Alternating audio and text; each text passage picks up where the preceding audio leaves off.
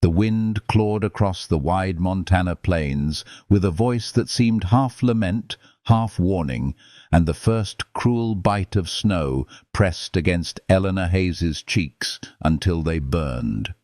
She clutched her thin shawl closer, but it was no match for the merciless winter rolling in from the horizon. At 25, she had thought she still carried a measure of dignity, of purpose, yet here she was, alone, unwanted, and with no roof waiting to shelter her. The town had turned its back swiftly, as though her years of teaching their children's letters and numbers could be erased with a single budget cut. The warmth of the bakery room she once rented was gone, replaced by cold streets and colder stairs. Her heart ached not only from the hunger gnawing at her ribs, but from the greater emptiness, the silence of having nowhere to belong. The 3 coins in her pocket mocked her with every step. They were too light to purchase hope, too heavy to forget she was still alive and expected to endure. The snow swirled thicker, each flake stinging like fragments of glass. She thought fleetingly of Ohio, of a family farm that no longer existed, and of a broken promise from a man who once claimed to love her. That memory cut deeper than the storm. In moments like this, the world feels as if it is testing whether the heart can bend without breaking. Yet somewhere in the storm's wild voice, Eleanor sensed a strange pull forward, as though fate itself whispered that beyond the next rise something waited.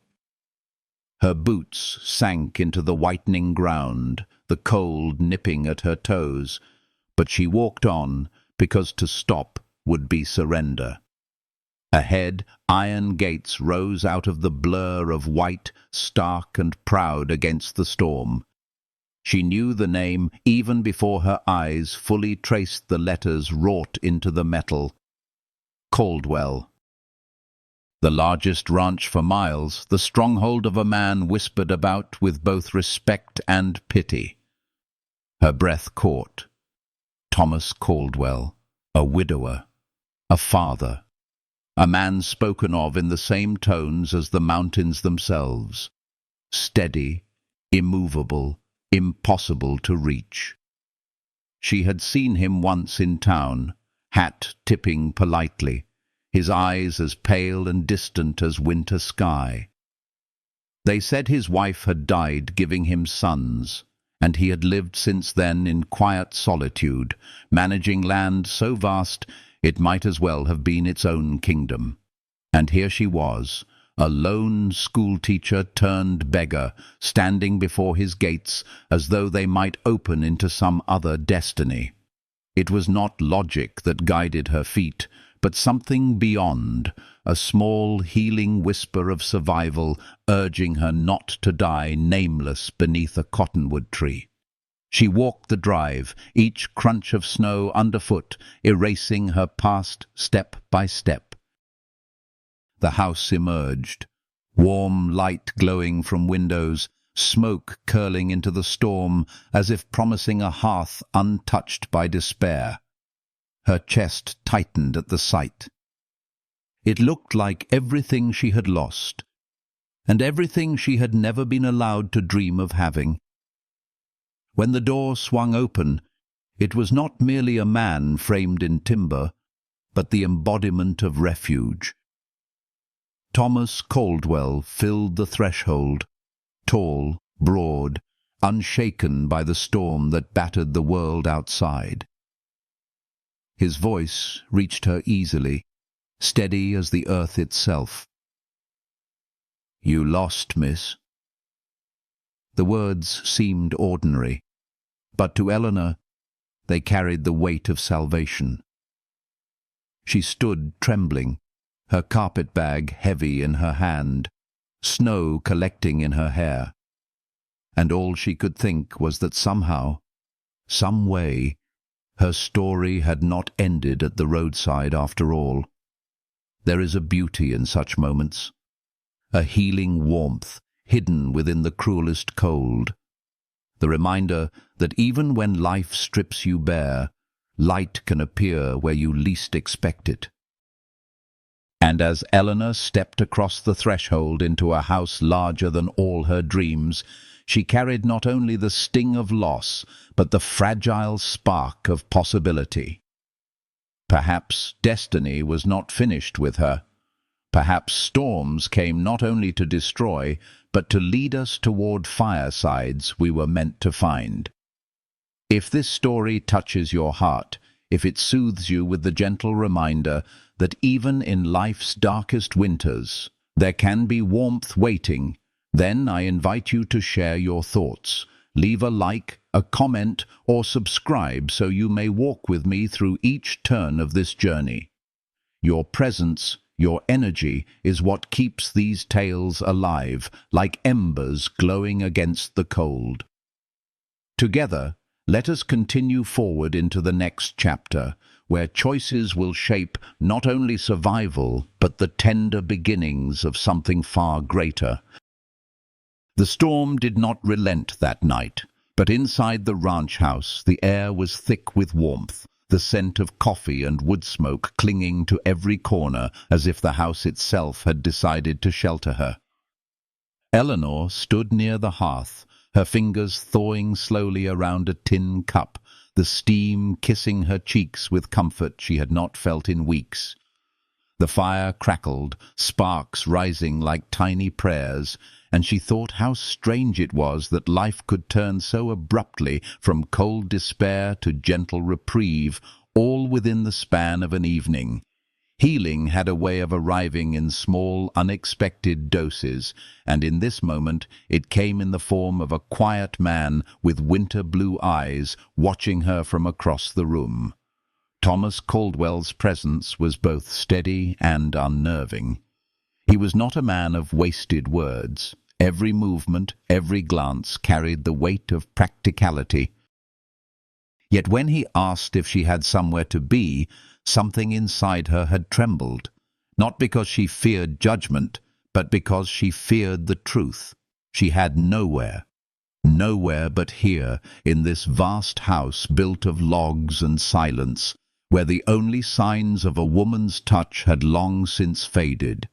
There were no flowers, no embroidery, no softness lingering in the rooms, only function, carved clean and spare, like the man himself. When the children appeared, her heart gave a small start. Daniel, the older boy, regarded her with suspicion too heavy for his young shoulders. He had his father's strong jaw and eyes too serious for 8 years old. Samuel, younger, light-haired, all eagerness and curiosity, stepped forward without hesitation. "Are you really a teacher?" he asked, and Eleanor, bending down, felt her soul warm at the thought that someone still saw her as something more than a wanderer. She told him about letters, how they were like secret codes waiting to be unlocked, and Samuel nodded as though she had given him a treasure. Healing words, even simple ones, could light up a child's face. Daniel lingered at the edge, holding himself apart, as though to love again meant to betray the memory of the mother he had lost. Eleanor sensed his fear and let him be. Trust could not be demanded. It had to grow like fragile seedlings, coaxed with patience. And so she smiled softly, careful not to press too close, letting the quiet between them hold space for what might someday bloom. The night deepened, the storm pressing against the windows with ghostly fingers. In the kitchen, Thomas poured strong coffee, his steady hands at ease, even when the world outside raged. Eleanor sat across from him, every nerve alert, every word between them measured like steps across a fragile bridge. When he finally spoke, offering not pity but practicality, the air shifted. He told her plainly that he needed help, not for romance, not for folly, but for survival.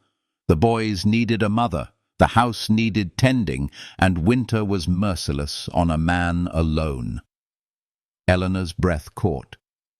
His words were not tender, not laced with sentiment, but they struck with undeniable truth. Shelter and security in exchange for care and constancy. A bargain. A proposition dressed in the clothes of necessity. Her pride bristled, her heart recoiled, yet a quiet part of her whispered that this was not cruelty, it was clarity. He did not hide behind pretty illusions. He spoke as one survivor to another, and in the heavy silence that followed, Eleanor felt the strange weight of choice settle over her shoulders. Upstairs, the boys' laughter rang faintly, muffled by walls, a fragile thread of life against the howl of the storm. She thought of their small faces, of Samuel's bright questions, of Daniel's guarded eyes. She thought of her own meagre coins, of the empty roads stretching east and west, of the bitter fact that winter killed the unprotected. And as Thomas's gaze held hers, calm but unyielding, she realized he had named aloud the truth she had been too afraid to voice. She was desperate enough to say yes. That night, in the small room he offered her, Eleanor lay awake, quilts tucked under her chin, listening to the storm pound the house like fists against a fortress. She traced with her eyes the simple lines of the furniture, the clean emptiness of a home built for survival, but not for comfort. The boys slept upstairs. Thomas no doubt kept his silent vigil in his own room, and she, Eleanor Hayes, schoolteacher without a school, daughter without a family, fiancé abandoned, was suspended between endings and beginnings. The thought pressed heavily upon her. If she said yes, she would wake each morning to cook for a man she barely knew, to tend children who might never accept her, to live a life bound not by romance but by necessity. Yet, if she said no, the storm waiting beyond the walls might very well claim her before spring returned. Sometimes survival left no room for pride. When morning came, pale and hushed, the snow lay thick and glistening across the land, as if the world had been rewritten overnight. Eleanor stood beside Thomas at the window, coffee warming her hands once more, her breath catching at the sight of drifts swallowing the fences. The roads were gone, erased beneath white silence. "Takes days to dig out," he said, his voice low, practical, yet tinged with something she could not name. She nodded, her gaze caught between the beauty of the snow and the weight of the decision that pressed closer with each hour. Samuel's small voice floated down the stairs, full of innocence and hope, asking if she would stay long enough to teach him letters. Daniel appeared too, his sharp eyes cutting through her hesitation. And for one breathless moment, Eleanor felt the fragile stirrings of belonging, like a seed pressed into thawing soil. The choice was not yet spoken, but the path had begun to unfold beneath her feet. The storm outside had trapped her here, but perhaps storms sometimes carried souls not into ruin, but into refuge. And as Eleanor helped Samuel with his buttons, her fingers gentle against the fabric, she sensed that what began as desperation might slowly, painfully, tenderly transform into something more. The day passed, each moment weaving her deeper into the fabric of the Caldwell household.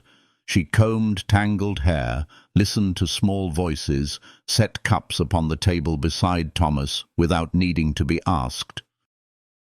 And though the unspoken proposition still lingered between them, like a question neither dared to press, Eleanor felt the house stir faintly around her, as if it too longed to be lived in again. Outside, the snow shone bright, merciless and endless. Inside, warmth and fragile threads of connection whispered of a different kind of survival, not only of body, but of heart. She had come to the Caldwell gates seeking shelter. What she found instead was the first step of a journey she had not foreseen, and as dusk fell once more and shadows stretched across the timber walls, Eleanor knew that her story was beginning anew, though she could not yet name the shape it would take. The words came without warning, heavy as stone, yet steady as the earth itself. "I need a wife." For a moment, Eleanor thought she had misheard. The cup in her hands trembled, the dark coffee rippling as if stirred by the shock flooding her veins. No warmth of courtship, no whispered endearments, only a proposal delivered with the same calm tone a man might use to speak of cattle, fences, or grain.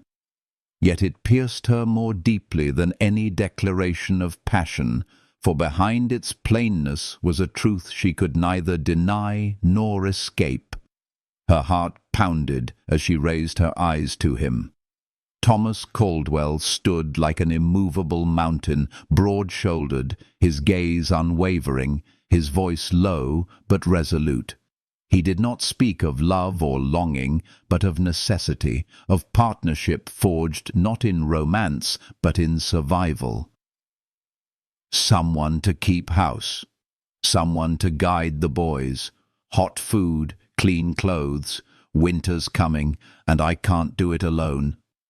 Eleanor's breath caught, her pride flared, a fragile flame resisting the raw honesty of his words. Marriage? A business arrangement? The notion scraped against every tender dream she had once carried. The thought of being chosen, cherished, adored. Yet even as her heart recoiled, another voice, quieter but more insistent, whispered of hunger, of cold nights with no roof, of roads swallowed in snow where no traveller survived. He was not offering chains. He was offering life. Still, fear pressed in. "I hardly know you," she whispered, her voice steadier than she felt. His answer came with the same simple clarity. "I'm a decent man. I keep my word. I pay my debts. I don't drink to excess, and I don't raise my hand to women or children. This land is mine, free and clear. You'd want for nothing." The starkness of his honesty unsettled her more than pretty lies ever could. No promises of passion, no illusions. Only truth, as cold and sharp as the wind outside, yet perhaps as healing as the fire warming her hands. She thought of Daniel, so guarded, already carrying the weight of manhood, though still a boy, and of Samuel, bright-eyed and yearning for guidance. She thought of her own 3 coins, the cruel emptiness of the road behind her, and the unyielding snow pressing in from every side. Why her? She dared to ask. His gaze met hers, unflinching. "You're educated. The boys need that. You're alone, which means you'll stay. And you're desperate enough to say yes." The brutal truth of it stole her breath. He had seen through her defenses, stripped away her pride, and spoken aloud the thing she had been most afraid to admit. That night, in the narrow bed of the small room he had given her, she lay awake long after the fire burned low. She stared at the wooden beams above her, listening to the storm's cry and the faint sounds of life within the house. A child shifting in his sleep, the groan of timber in the wind, the distant steps of a man pacing. Her mind wrestled with the enormity of what he had offered.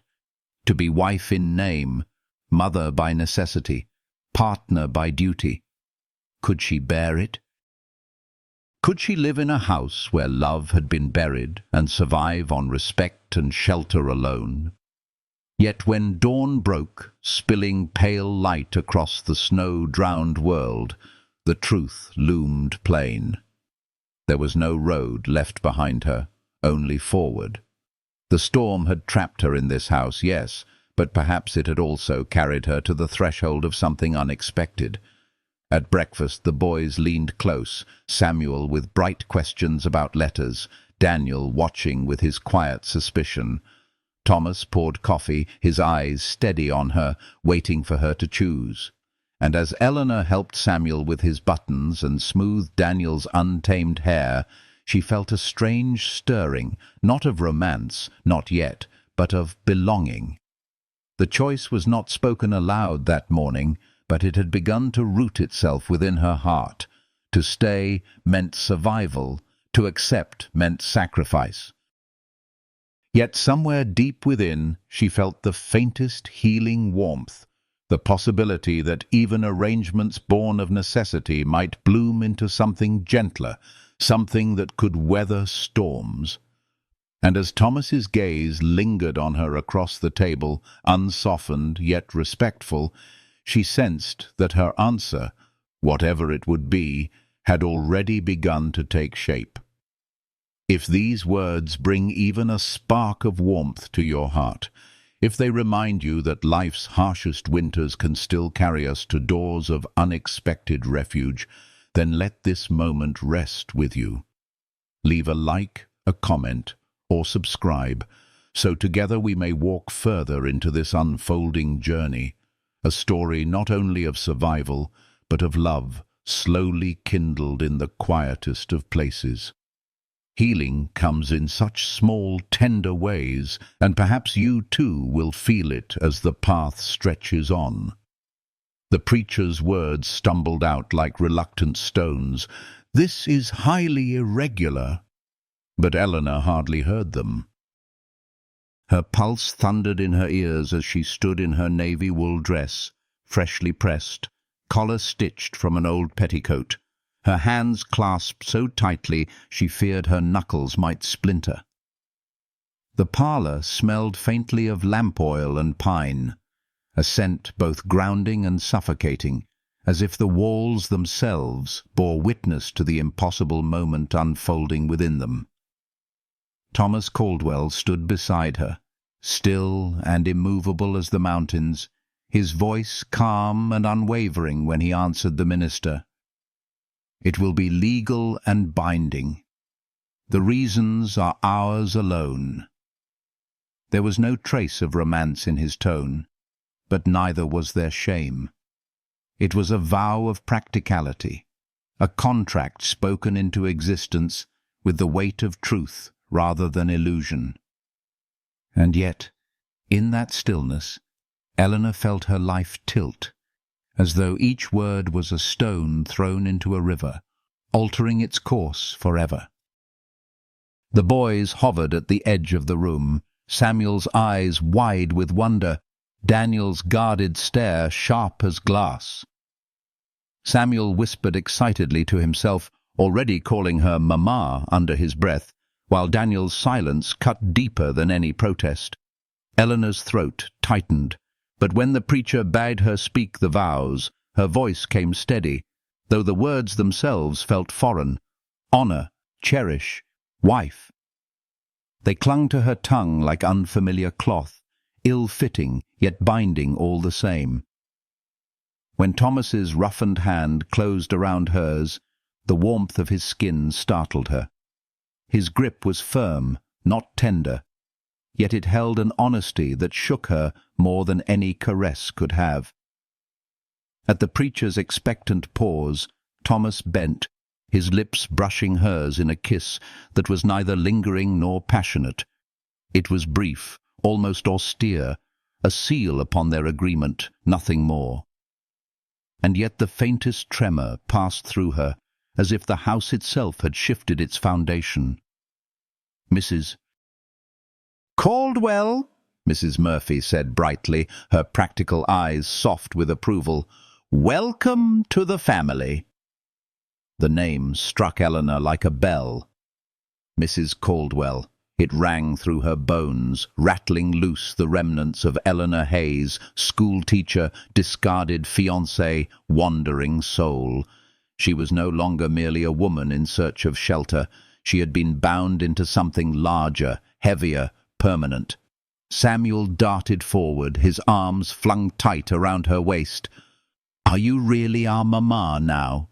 His small voice broke her heart wide open, and she bent to smooth his unruly hair, her own whispered answer trembling on her lips. "I suppose I am." Daniel's gaze lingered at a distance, his silence daring her to prove she was worthy of the title.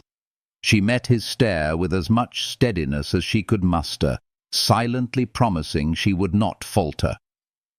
When the preacher departed and the last witness left, the house exhaled, settling into a new shape. Thomas guided her up the stairs to a room that had once belonged to another woman, a room dressed in delicate quilts and a writing desk by the window. Margaret's presence lingered like perfume in the air, a ghost Eleanor could not ignore. She unpacked her simple dresses into a wardrobe filled with silks, her hands trembling as she touched fabrics finer than anything she had ever owned. For the first time, she understood the depth of the chasm she was expected to bridge, not only to be wife and mother, but to step into the silent absence of a woman whom everyone had loved. And yet, that night, when Samuel pulled her hand eagerly toward supper, when Daniel stood just close enough for her to smooth the stubborn tufts of his hair, she felt a fragile thread weaving between them, not strong enough to call love, not yet, but perhaps strong enough to call beginning. The first meal shared as a family was simple, beans and bacon, nothing fine, yet it filled the kitchen with a warmth Eleanor had not known she craved. Samuel spoke of learning letters, Daniel of already knowing some, and Thomas watched them all with the quiet intensity of a man memorizing the shape of a new life. Each word, each glance, bound her more firmly into this household, and with each passing breath she felt both the weight of her promise and the fragile spark of possibility. Later, when the boys pressed against her side as she read aloud from her only book, Eleanor caught sight of Thomas in the doorway, his shoulders framed in lamplight, his gaze softer than she had ever seen it. The storm still prowled outside, but within those walls something healing stirred, something that whispered of shelter not just for her body, but for her heart.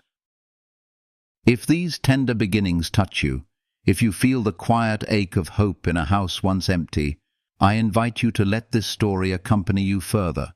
Like, comment, or subscribe to keep walking with me through each breath of this journey, where healing is found not in grand gestures, but in the smallest acts of staying, choosing, and believing that love can grow where least expected. Together, we will follow the fragile thread as it weaves into something enduring, carrying us into the next chapter, where trials will test the bond that has only just begun. Whispers followed her, like shadows, the first Sunday she walked into the church at Bitter Creek, with Thomas at her side and the two boys clinging close. The sound of wagon wheels crunching across the frozen ground had barely stilled before conversations stopped, the hush cutting sharper than the wind. Eleanor felt it immediately, the way the women's eyes darted, the way their smiles never reached their lips. They saw her not as Mrs. Caldwell, but as the schoolteacher who had married the richest rancher in 3 counties with indecent haste. They measured her worth against a ghost. Inside, the wooden pews creaked beneath familiar families, their voices hushed in prayer, but Eleanor felt the weight of every stare. The Caldwell pew, once occupied by Margaret with her auburn hair and gentle laugh, had been given back to the congregation's memory. Now Eleanor sat in it, her back straight, her chin lifted, but her heart storming beneath her ribcage. Samuel leaned against her, whispering questions about hymns, and Daniel sat rigid, watching everything with an old man's suspicion. When Mrs. Henderson, with her sharp smile, leaned across to murmur, "Such quick work, my dear, poor Margaret not cold in her grave," Eleanor's fingers clenched around her prayer book until the leather bent. After the sermon, the trial sharpened. Outside the church, the women clustered like crows, feathers ruffled with righteous indignation. Mrs. Patterson, who once praised Eleanor for teaching, now spoke with false sympathy. It must be difficult, stepping into Margaret's shoes. Others chimed in, their voices weaving a tapestry of comparison. Margaret had nursed the sick, organized socials, baked bread for widows. Margaret had been saintly, untouchable. And Eleanor, what was she but a woman who had bargained herself into security? Her cheeks burned, yet she did not answer with pride or anger. "She sounds like a remarkable woman," she said quietly. "The boys speak of her with love." It was the only answer that felt true.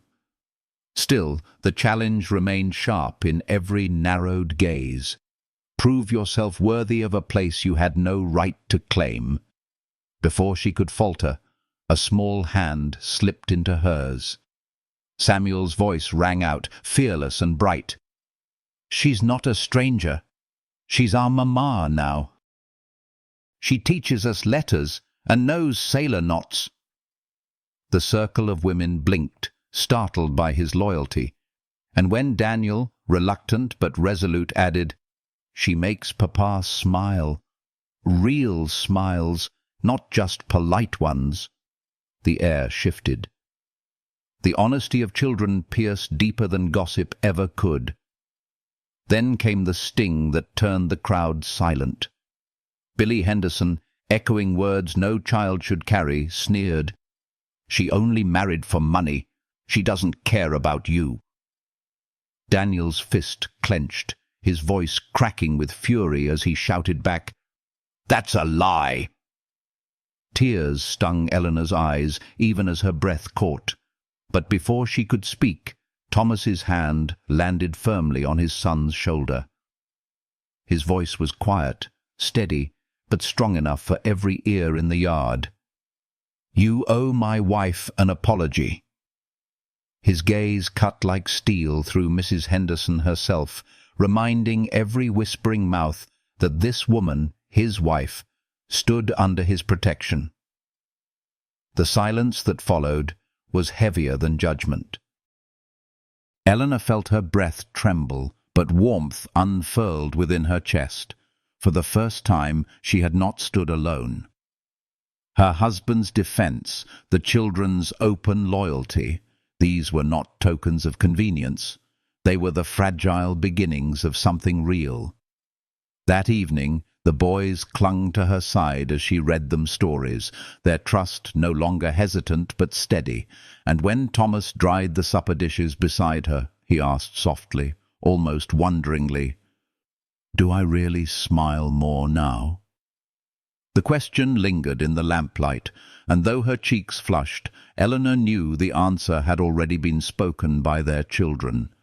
Healing, she realized, came not as grand declarations, but in these small, unguarded moments, the shift of suspicion into trust, the hard soil of grief giving way to the tender roots of hope. If you feel the quiet strength of this moment, if it stirs something gentle within you, the reminder that even in places heavy with shadows, warmth can bloom, I invite you to let this journey walk with you further. Like, comment, or subscribe to hold on to this thread of healing love, and together we'll step into the next chapter, where storms test not just survival, but the fragile bonds that have begun to grow into family. The first sign came in whispers carried on the wind. Cattle missing from the north pasture, no tracks leading away, no broken fences to explain the absence. Thomas rode back late one evening, his face carved in grim silence, the frost clinging to his coat as if the storm itself had fastened to him. Eleanor was at the stove, ladle in hand, when he entered. She read the truth in his eyes before he spoke. Something darker than weather pressed against their door.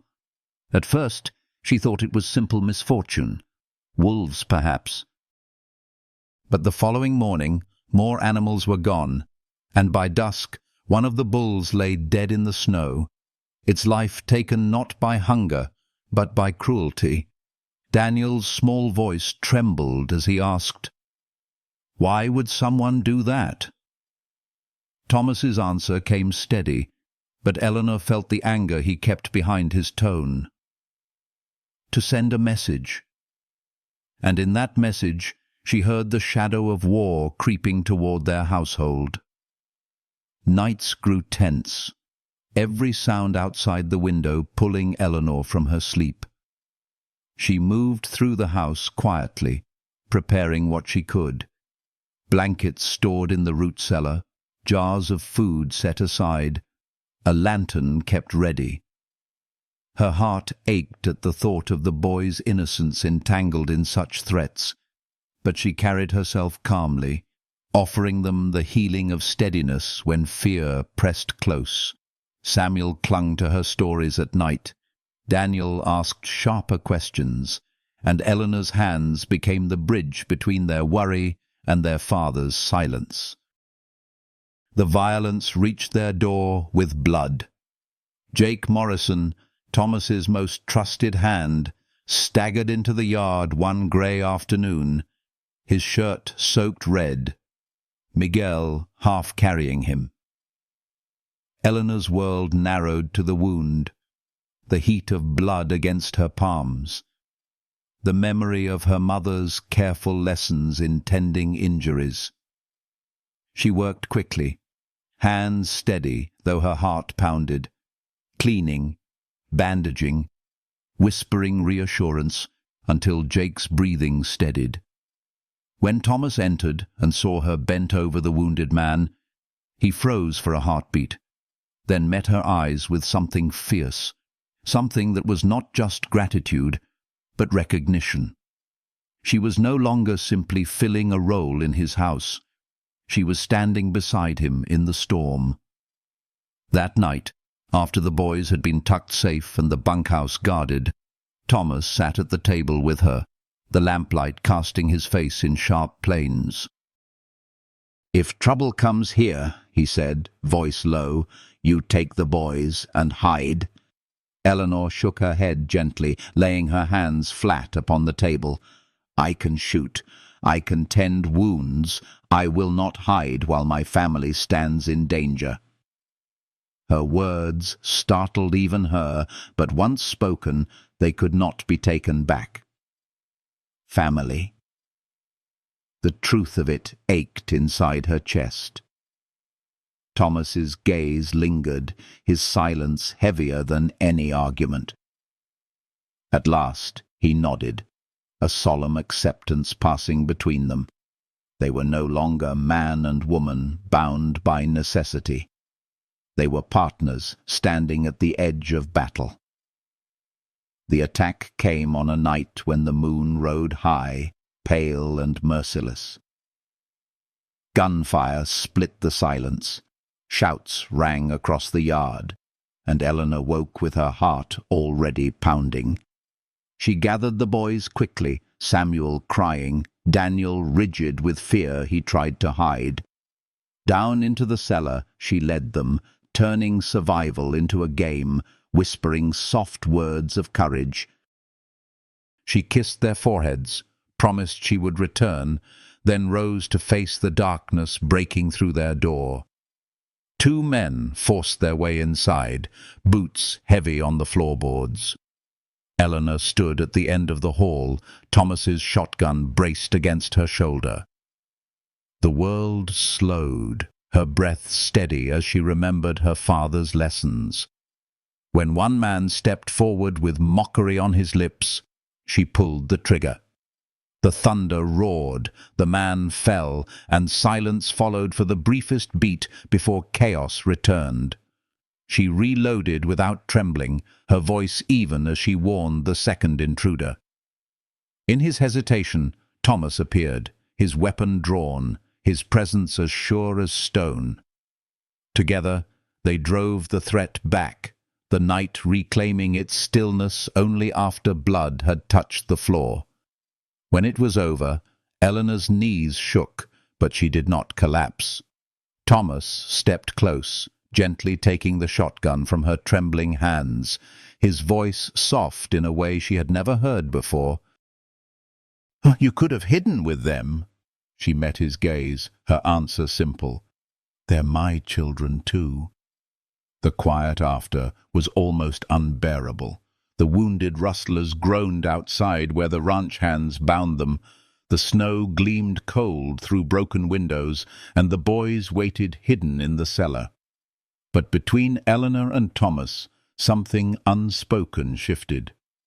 He no longer saw her as the woman he had married for duty. In the firelight flickering across her face, he saw his equal, his partner, his wife. In the days that followed, as lawmen rode in and the ranch healed from the wounds left behind, Eleanor felt a new warmth take root between them. It was not sudden, not fiery, but steady, like the slow thaw of winter. Thomas sought her counsel. His hand brushed hers longer than necessary, his eyes softened when they met her own.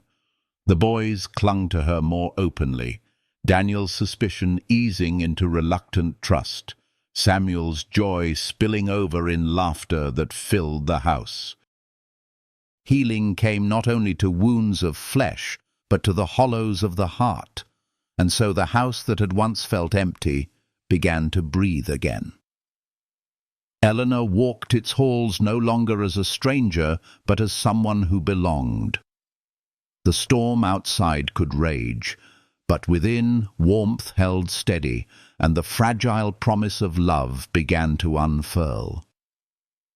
If these moments move you, if you feel the quiet strength of choosing to stand when the world demands you flee, I invite you to walk further with this story. Leave a like, a comment, or subscribe. Your presence keeps this flame alive, a healing light against the winds that sometimes threaten to undo us. Together, we will step into the next chapter, where trust deepens and hearts once guarded begin to open fully. The ranch grew quieter in the weeks after the attack, yet the silence was not the brittle kind that had once haunted its halls.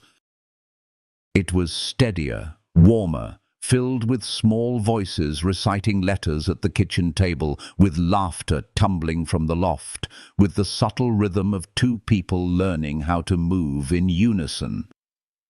Eleanor felt the change most keenly in the way Thomas's presence no longer pressed on her like a wall. Instead, it anchored her, a steady weight that steadied her own steps. And in the soft glow of evenings, when the boys drifted to sleep and the house sighed into stillness, something deeper began to breathe between them. It showed itself first in the smallest gestures. Thomas, lingering at the table even after his supper was finished, listening as Eleanor described Samuel's progress with his letters. The way his hand brushed hers when he passed her a plate, not by accident, but without hesitation. The way he stood in the doorway while she read to the boys, his eyes caught by the sound of her voice, as if it filled a hollow place inside him he had long thought empty. She caught these glances, tucked them quietly against her heart, letting them warm her in ways she had not dared to imagine when she first stepped into this house. Daniel was the one who tested the fragile new bond most. One evening, Eleanor found him in the nursery, the dust of abandonment still thick on the cradle left behind. He held a wooden horse in his small hands, whispering about the mother he remembered, about the baby sister who had never drawn breath. The words carried pain far too old for his tender years. Eleanor knelt beside him, her voice soft as she promised she was not here to replace what could never be replaced. "There is room in your heart for both," she said, her hands brushing his trembling shoulders. "Your mother for the love that shaped you, and me for the love we are still building." His eyes, solemn and searching, studied her until he whispered, "Promise you won't leave." And she did. In that vow, she felt something bind her more firmly than any preacher's words ever could. That night, Daniel climbed into bed with less hesitation, letting her tuck him in, his defenses softening as he whispered, "Do you think you'll ever really love us?" The answer came before she could think, spilling out of her heart. "I already do." Healing has a way of arriving like that, quiet, certain, in the very moment it is most needed. Thomas, too, began to loosen the iron grip he had kept on his grief. She found him late one evening at his desk, speaking at last of Margaret, of choices he regretted, of guilt that gnawed at him in the silence. He spoke of lullabies never sung, of dreams left buried with her. And Eleanor listened, not as a rival to the memory, but as a witness, as someone willing to carry part of his burden. Her words did not erase his sorrow, but they gave him a place to set it down, if only for a moment. And in his eyes she saw something raw, something vulnerable, a crack in the armor that had made him untouchable. The change between them was gradual, tender as the slow unfurling of spring. One evening, as she cleaned dishes by lamplight, he reached out, his fingers brushing hers, his voice low and rough. Somewhere along the way, this stopped being just an arrangement. Her breath caught, the weight of his honesty pressing deeper than any kiss. She turned, meeting the storm blue of his gaze, and in that moment she saw not the rancher who had offered her shelter for duty's sake, but a man willing, hesitant yet willing, to offer something of his heart. When his lips finally met hers, it was not the chaste sealing of a bargain, but the warm, lingering kiss of a man choosing, not out of necessity, but out of desire. Eleanor felt her own walls give way, her hands clutching his shoulders as if to remind herself he was real. The kiss was healing, not because it erased the pain of the past, but because it acknowledged it, binding their wounds together rather than ignoring them. The boys, of course, noticed. Samuel announced with delight, "I knew you loved each other." Daniel, slower but no less sincere, whispered, "Mama would have wanted him to be happy again." Their acceptance was a balm, the final piece of a puzzle Eleanor had not dared to believe could fit. She drew both children close, promising them her love was theirs, not borrowed or conditional, but as steady as the walls that sheltered them. In the quiet that followed, Thomas took her hand as though it had always belonged there. "We finish what we started," he said, "but this time not out of need, out of choice." His voice was certain, carrying the weight of a vow stronger than law. Eleanor felt her heart settle into its place, no longer adrift, no longer begging the world for shelter. Here, with these boys, with this man who had once been only necessity, she had found something lasting, something warm enough to withstand every storm. And so the house that had once echoed with absence now pulsed with life, laughter, learning, shared burdens, shared joys. It all wove together, forming the fragile, beautiful truth of family. The Montana winds might howl outside, cruel and unrelenting, but inside there was light, there was healing, there was love. If this chapter has touched you, if the warmth of these quiet transformations stirs something gentle within, I invite you to stay with the journey. Like, comment, or subscribe, and let's keep walking through this tale together, where love grows not from fairy tales, but from choice, resilience, and the healing that comes when broken souls decide to build something whole. The next steps are waiting, and they will carry us deeper into the heart of this unexpected love. Spring arrived almost shyly, as if unsure whether the Montana earth, so long buried in white silence, was ready to accept warmth again. Eleanor stood at the window one morning, her hands dusted with flour from bread-making, watching the pastures soften into green. Beyond the corral, Thomas worked with a new colt, his movements patient, his voice low and calm, while Daniel and Samuel perched on the fence, offering instructions the horse wisely ignored. The sight filled her with such quiet contentment that she leaned against the sill, savoring it the way one savors sunlight on chilled skin. For a woman who once carried nothing but 3 silver coins in her pocket and despair in her chest, the miracle of belonging felt almost too tender to hold. Life had taken on a rhythm she had never known she needed. Mornings filled with lessons in the makeshift school upstairs, afternoons with chores woven into conversation, evenings with stories read by lamplight, the boys nestled against her side. Healing had seeped into the cracks of the house, softening its edges, weaving laughter into rooms that had once echoed with grief. Even Margaret's ghost, once so present, now lingered less as a shadow and more as a quiet blessing, as if the woman who came before had entrusted Eleanor with the task of loving these children and this man in her stead. 6 months after their first hurried vows, the day unfolded like any other until the sound of wagon wheels drifted across the yard. Eleanor stepped outside, her apron still tied at her waist, to see a convoy of neighbors arriving, baskets of food and bundles of flowers in tow. At their head rode Reverend Morrison, and beside her appeared Mrs. Murphy, her face glowing with conspiratorial delight. Eleanor turned to Thomas in shock, but his expression betrayed both guilt and affection.